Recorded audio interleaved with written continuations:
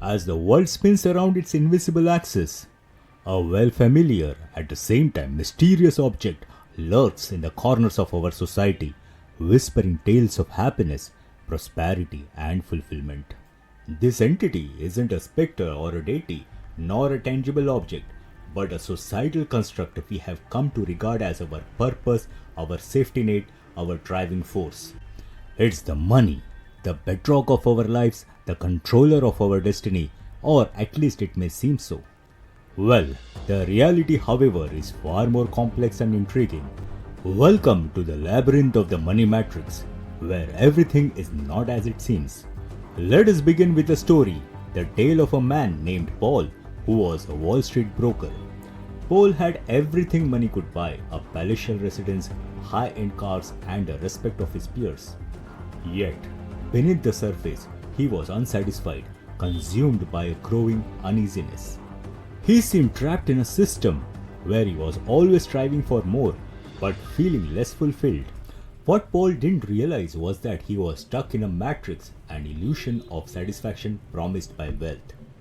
This illusion, or the matrix of money as some may call it, is a multidimensional concept with roots in our social construct, perceptions, and collective consciousness.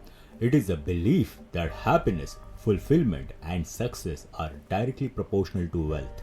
The more we have, the happier we should be, or so the illusion proposes.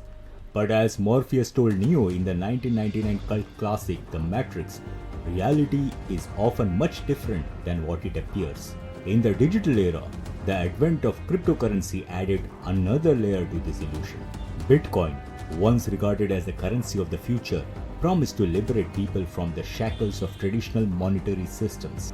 Yet, as time passed, it too became another facet of the illusion, entangling people further into the matrix, just like traditional currencies. Those who thought they were escaping were in fact getting deeper into the labyrinth. In fact, economists, philosophers, and social scientists have long pondered upon this illusion. The legendary John Maynard Keynes once noted, "Money as a store of value is a man-made god which is worshipped and pursued for its own sake." Our collective obsession with wealth often leads us down a rabbit hole where we mistake the means for the end, forgetting that money is a tool, not the destination. Consider an artist, a painter who has been painting for years, not for fame or fortune, but simply for the love of the art. Suddenly, one of her paintings sells for $1 million. The money brings her recognition and comfort she never had, but it also brings a new pressure, a different dynamics to her creativity. She now starts painting for the market, not for herself. This is the illusion of money at work, steering us away from our purpose and authenticity, replacing them with external validation and material comfort. Breaking away from this illusion isn't about renouncing money, but about redefining our relationship with it. It is about realizing that money in itself is neutral, a means to an end, not an end in itself. Remember, the key to escaping any matrix is understanding its workings. In the words of Epictetus, the Greek Stoic philosopher, wealth consists not in having great possessions, but in having few wants. Escaping this matrix requires us to examine our wants, aspirations, and attitudes towards wealth and success.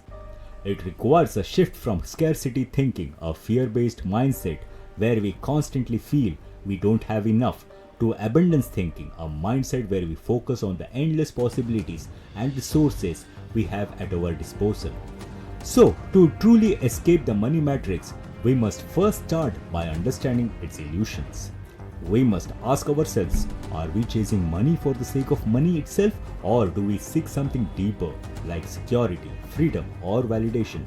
As we unravel these questions, we begin to crack the code of the matrix, breaking free from its illusions. In this intricate dance with money, the music never really stops. It only changes its tune. The power lies not in trying to silence it, but in learning to dance to our rhythm, to live by our own rules. Once we accomplish this, we can truly unplug ourselves from the matrix, opening up a world of freedom and authenticity that transcends the illusions of wealth. Remember, There is a world beyond the matrix where wealth isn't measured in numbers but in experiences, relationships, and a sense of fulfillment. And that world, my friend, is waiting for you. The real question is, are you ready to take the right pill and unplug yourself from the matrix? Well, this brings us to the end of this video. Hope you found some value in it. And if you did, please drop a like below and do not forget to subscribe to the channel for more such insightful videos. We will see you in our next video.